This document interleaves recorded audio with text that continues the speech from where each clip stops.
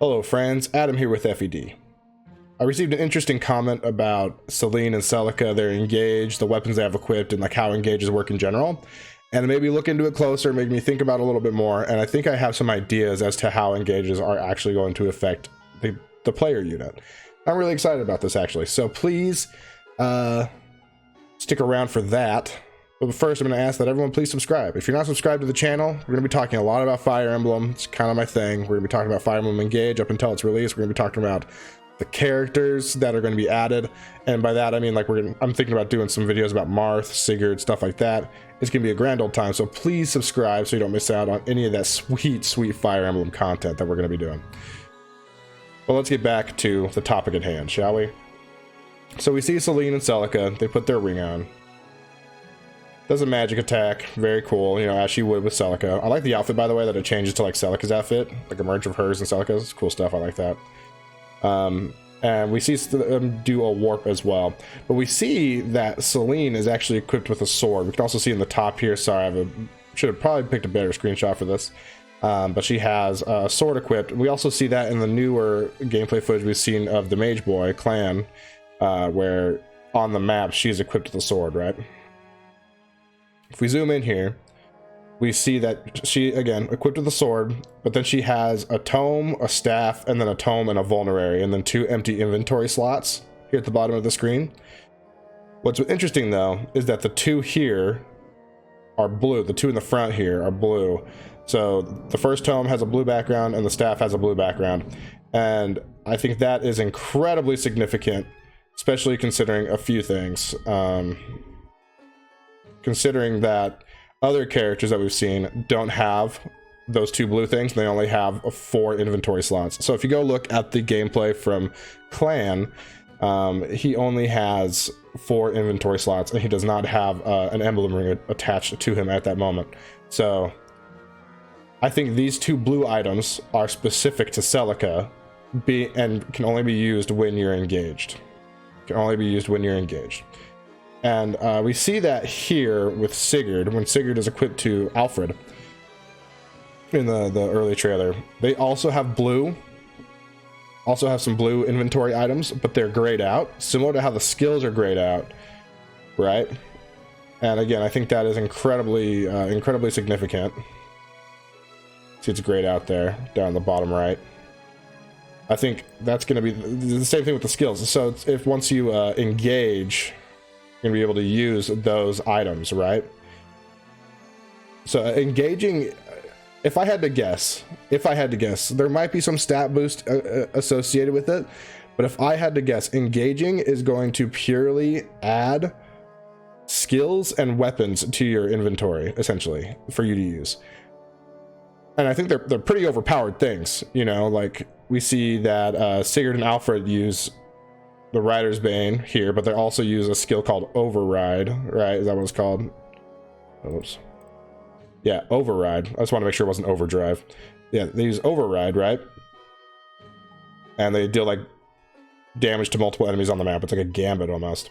And of course, you know, Selene and Celica being able to warp and let me get back to it. Sorry. Being able to warp and use Ragnarok in the same turn, that's kind of crazy busted. So you have these like really powerful items and attacks that you can do only when you're engaged, and you get more skills. And you can see that Selene's, all 5 of her skills at the bottom of the screen are lit up, which I assume only a couple of those are normally lit up, and some of them are probably grayed out for when they aren't engaged. So I think this is a really cool idea. I like this. I don't necessarily want them to affect skills, personally.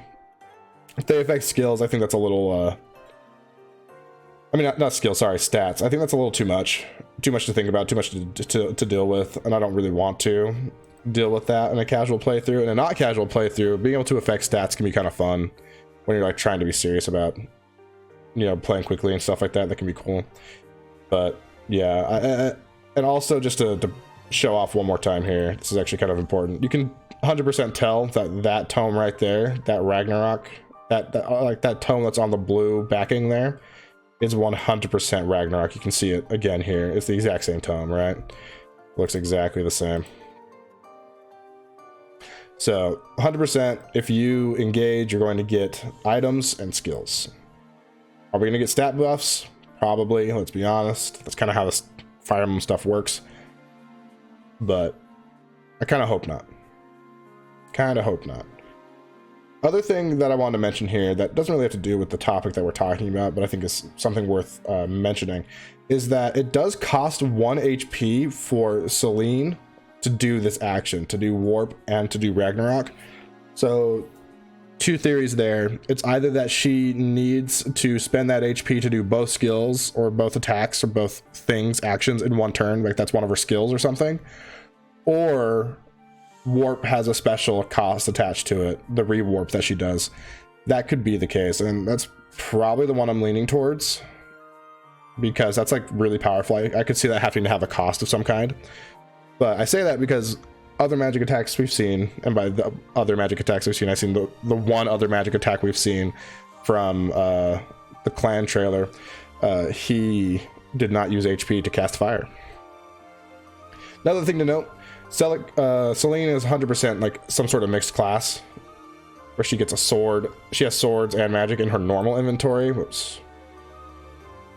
Not just the blue items. So I don't think her turning into her engaged form is the only way she can use magic. I think she'll always be able to use magic. We just haven't really seen it.